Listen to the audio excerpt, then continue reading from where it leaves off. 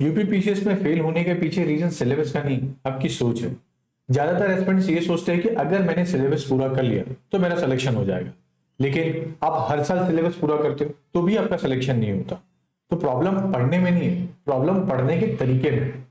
ज्यादातर aspirants book को follow करते हैं और लास्ट में जाके थक जाते हैं, लेकिन जो एस्पिरेंट्स क्वेश्चन को फॉलो करता है वो सिलेक्शन ले जाता है। इसी के साथ में अगर आप यूपीपीसीएस को क्लियर करना चाहते हो तो बस अपनी सोच को बदलिए। मैं इसी के साथ ये बताने वाला हूं कि मैंने कौन कौन सी ऐसी चीजें की थी, क्या क्या और कौन कौन सी ऐसी एक्टिविटी होगी जिससे आप करोगे तो मेरे एक व्यू पॉइंट क्या क्रिएट होगा, वो मैं आपको बहुत डिटेल में बताने वाला हूं। जैसे कि मुझे एक पिछला कमेंट आया था कि सर आप भी एक बार बताइए कि आप क्या करते हैं हमारी जगह पे, तो मैं वो लास्ट में बताऊंगा। सबसे पहली चीज है कि मैं टॉपर नहीं, मैं सिर्फ सिलेक्शन लेना चाहता हूँ, ठीक है। तो सिलेक्शन लेने के लिए एक सेलेक्टर बनना चाहता हूँ, तो एज ए कलेक्टर सेलेक्टर बनना चाहता हूँ। तो इसके लिए मैं यही सोचूंगा कि मेरे पास सिलेबस लिमिटेड हो, रिपीटेटिव पीवाईक्यू ना हो, स्टैटिक से ना पढ़ू, एग्जाम ड्रिवेन पढ़ू, ईगो ड्रिवेन नहीं पढ़ू। अब ये सब चीज का मतलब क्या, मैंने एक सिंपल चीज बताता हूँ। अगर आप कोई चीजें पढ़ने बैठते हो तो होता क्या कि हम बल्कि बल्कि बुक उठा लेते हैं, बुक को पढ़ लेते हो। मैं बोलता हूँ आज मैंने आपको बोला कि आज आप इस बुक को पढ़ लीजिए। अब आपने उस बुक को पढ़ तो लिया, लेकिन आपको रिटेंशन सिर्फ कितना आएगा, 10% होगा या तो 7% होगा, मैक्स टू मैक्स 7% होगा, इससे ज्यादा नहीं होगा। लेकिन वहीं पे अगर मैं आपसे बोलूं कि आप उस बुक के बेस पे कोई क्वेश्चन कर दो, अब उस बुक के बेस पे होकर आपने कोई क्वेश्चन कर लिया तो आपको एक क्लिक हो जाएगा कि हाँ इस तरीके से करना था, मेरा तो हो जाएगा। तो आपने क्या किया, अपने सिलेबस को तो लिमिटेड रखा ही, अपने सोर्स को भी बहुत लिमिटेड कर दिया। किसके थ्रू पे, आपने जो क्वेश्चन पेपर लगाया था उसके थ्रू, है ना। तो ये चीजें एग्जाम हमेशा आप कोई एग्जाम निकालने के लिए पढ़ रहे हो, उस एग्जाम में मास्टर बनने के लिए नहीं पढ़ रहे हो। पहली चीज तो ये दिमाग में क्लियर रखिएगा। तो ईगो ड्रिवन नहीं होनी चाहिए पढ़ाई अपनी कि आज मुझे ये बुक खत्म कर दूंगा, आज मैं जाके ये खत्म ही कर दूंगा चाहे जो जाए। नहीं भाई, जरूरत ही नहीं है। उतना ही पढ़ो जितने का आप रिवीजन कर पाओ। एक चीज हमेशा याद रखना, अगर सिलेक्शन चाहते हो तो रिवीजन को बहुत ज्यादा प्रायोरिटी दे देना, वहां तो फिर साल पे साल बीत जाएंगे। फिर क्या है, मुझे सिलेबस नहीं क्वेश्चन मास्टर करना है।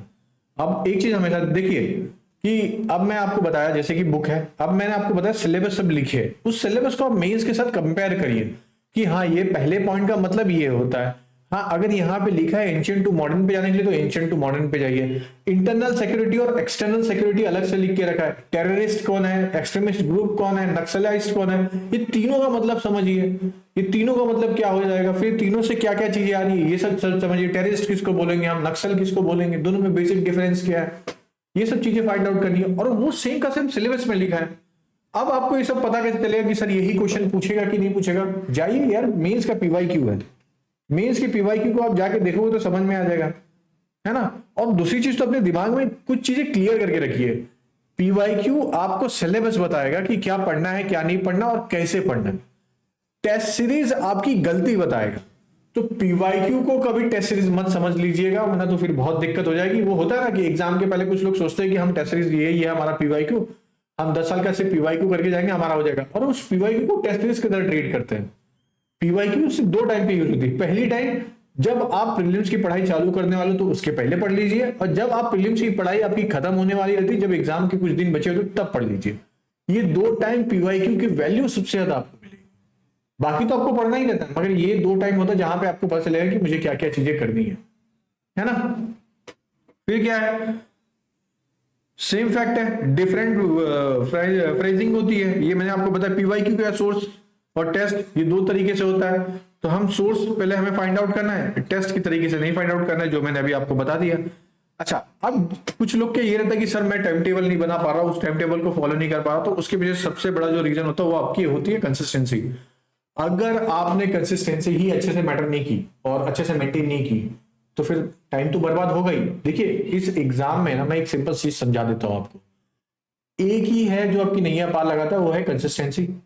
तो कंसिस्टेंसी का मेरे कहने का मतलब है, अगर आपने फिक्स कर लिया कि हाँ मुझे कम से कम डेली 6 आवर्स तो पढ़ना है, ये होगी आपकी फिक्स टाइम। अब इसके ऊपर मेरे को कभी कभार हो सकता है मैं 12 घंटा पढ़ू, कभी 14 घंटा, कभी 8 घंटा, कभी 9 घंटा, कभी 7 घंटा, ऐसे ही चलेगा। लेकिन मेरी ये कोशिश है कि 6 घंटे के नीचे ना जाऊं, मैं 6 घंटे के ऊपर ही रहूं। अब आपने एक बैरियर सेट कर दिया कि अब मुझे 6 घंटे के ऊपर ही रहना है, 6 घंटे के नीचे नहीं जाना है। जिस दिन आपका 6 घंटा हो गया, आप जाके उस टाइम कुछ भी करिए, उस टाइम मजे करिए, घूमिए फिरिए, खाइए, जो आपका मन करे वो करिए, मगर ये एक बैरियर रखिए कि मैं 6 घंटे के नीचे नहीं जाऊंगा। जिस दिन मैं 6 घंटे के नीचे पढ़ा उस दिन मैंने पढ़ा नहीं। अपने एक टेबल बना लीजिए, जिस दिन 6 घंटे के नीचे गया उस दिन के डेट को काट देना कि मैंने इस दिन पढ़ा नहीं था। तो इससे क्या होगा, एक मेंटली प्रेशर क्रिएट होगा, तो आपको समझ में आएगा कि हाँ भाई मैं क्या कर रहा हूं अपनी जिंदगी में, है ना।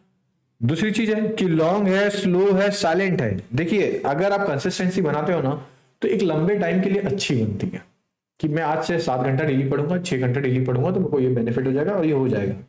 तो आपको रूटीन बनानी रहेगी अपनी। जब आपको पता चल जाएगी हाँ मैं सुबह इतनी देर से इतनी देर तक पढ़ रहा हूँ, तो मेरा 6 घंटा हो जा रहा है, अब आपने एक रूटीन अपनी फिक्स कर लिया। अब इसके बाद आप धीरे धीरे वैल्यू एडिशन करते जाओगे, धीरे धीरे अपने स्टेटस को और इंक्रीज करते हो जाओगे, तब जाके कहीं जाके एक क्वालिटी निकल के आएगी। लेकिन अगर आप ये चीजें नहीं करोगे और आप ये सोचते हो कि नहीं 6 घंटे से कभी कभार तो 1-2 दिन नीचे चल जाएगा तो कोई दिक्कत नहीं है, तो ये बहुत गलत सोच है।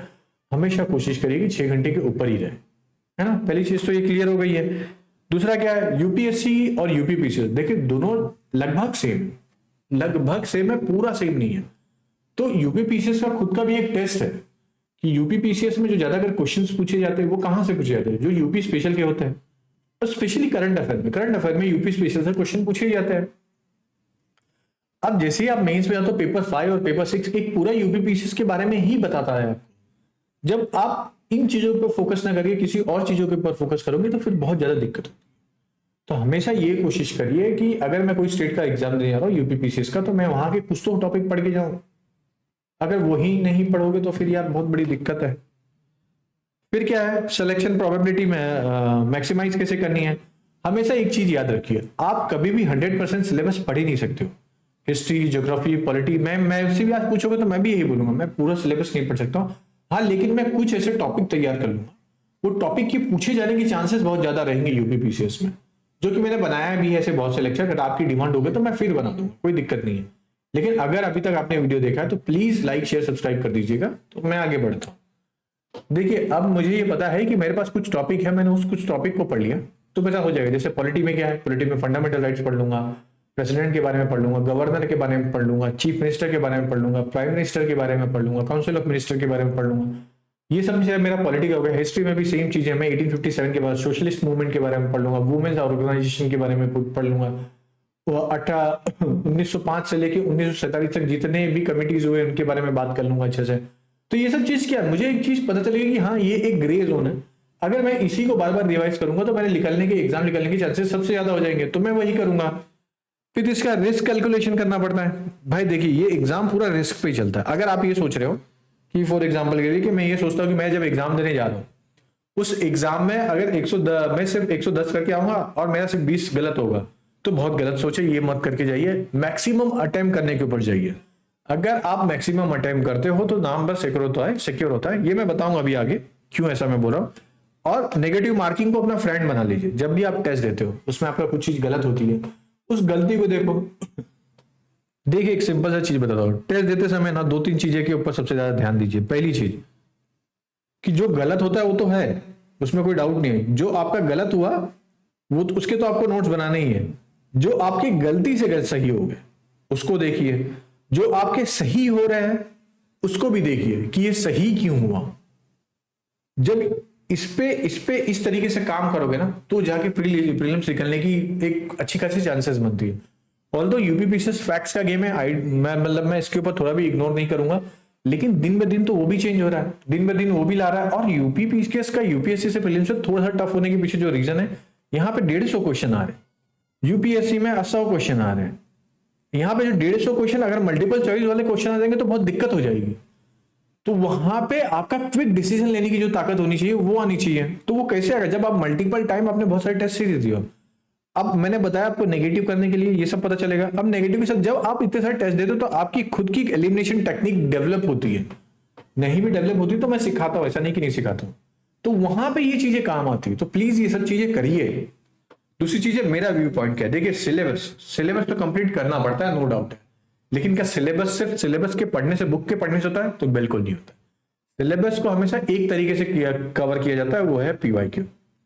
पीवाईक्यू आपको उस सिलेबस का एरिया बताएगा कि हाँ यहां से क्वेश्चन पूछा गया है। अब आपको उसके पेरीफेरी एरिया कवर करना है कि हाँ यहां से पूछा जा सकता है ना। ये पहली चीज क्लियर होगी। सिलेबस को किसे देखना है। फिर रिवीजन। मैं एग्जाम के कुछ 1 महीना पहले सिर्फ रिवीजन करता हूं, कोई नई चीज नहीं पढ़ता, क्योंकि मुझे पता चल गया है ना कि अगर मैं 7 से 8 10 साल का क्वेश्चन पेपर लगा लिया एग्जाम शुरू करने से पहले, तो मुझे पता चल गया कि ये पर्टिकुलर टॉपिक से हर साल क्वेश्चन आएंगे, तो मैंने क्या किया, उसको ही पर्टिकुलर टॉपिक को अब रिवाइज करना चालू कर दिया। पहली चीज तो ये रख दिया, अगर मैं 8 घंटा पढ़ूंगा तो उसमें से मैं कम 5 घंटा तो सिर्फ रिवीजन को देता हूँ, जिससे मेरी क्वालिटी और अच्छी हो जाए। फिर पीवाईक्यू मेथड, पीवाईक्यू तो देखना ही, जैसे कि मैंने अभी आपको बताया, तो पीवाईक्यू को ट्रीट करिए कि वो आपको सिलेबस गाइड करेगा, एक टॉर्च है कि आपको बताएगा सिलेबस के अंदर क्या चीजें आपको पढ़नी है। ओके, फिर टेस्ट सीरीज आपकी गलती बताएगा, वो तो करना ही है। सिस्टम, अब ये सब तो आपके सामने सिस्टम तो दिख ही रहा है। अब ये सिस्टम कौन सा वाला सिस्टम रहेगा, तो यहाँ पे जो सिस्टम आपको बनाना है, पहली चीज कंसिस्टेंसी पे सबसे ज्यादा काम करिए। आप डेली एक शेड्यूल बनाइए जिसमें आपको कंसिस्टेंसी अपनी मैटर रखनी है। देखिए मैं एक चीज सच बताऊं ना, अगर मुझसे पूछोगे मुझे एग्जाम निकालने में सबसे ज्यादा आसानी कहाँ पे हुई, तो वो ही है कि मेरी एक फिक्स टाइम टेबल कि मैं सुबह 7:30 बजे लाइब्रेरी पहुंच रहा हूँ, रात को मैं 8 बजे तक निकल जा रहा हूँ, सुबह 7:30 बजे। अब ये मैं कंटिन्यूसली 365 दिन के 365 दिन किया। इससे क्या हो कि मेरी एक शेड्यूल फिक्स हो गया ना, अब मैं उसके बीच में सिर्फ पढ़ रहा हूं। अगर मेरे को कभी घूमने का मन करेगा तो मैं उसके बाद वाले टाइम को कभी सेलेक्ट कर लूंगा। तो जब आप इस तरीके से करते हो ना, तो आपकी क्वालिटी निकल के आती है। और इस पे काम करिए। देखिए मतलब इस जिंदगी में ना, एक बार अच्छे से सोचोगे ना, तो निकालने का जो तरीका है ना, वो है कंसिस्टेंसी। 365 दिन, चाहे गर्मी हो, चाहे ठंडी हो, चाहे कुछ भी हो, अगर आप अपने ऊपर काम करते हो ना, तो एग्जाम निकलता है। लेकिन आप अपने ऊपर काम ना करके कुछ और करोगे तो फिर दिक्कत है। तो प्लीज ये करिए। और प्लीज अगर आप नहीं कर पा रहे हो तो हमारे साथ, हमारा खुद का बैच है, साथी बैच, उसको ज्वाइन करिए। वहां पे आपको बहुत सारी चीजें सीखने मिलेगी। मैं ही लेक्चर ले रहा हूँ, बहुत से अच्छे कंटेंट है उसमें, और बहुत मजा आएगा आपको। मैं इस चीज की गारंटी देता हूँ। निकालने की गारंटी मैं तब दे पाऊंगा जब आपका वहां से 100%। ठीक है दोस्तों, अगर वीडियो अच्छा लगा है तो लाइक शेयर सब्सक्राइब जरूर कर दीजिएगा, इससे हमें भी मदद मिलती है। चलिए, जय हिंद।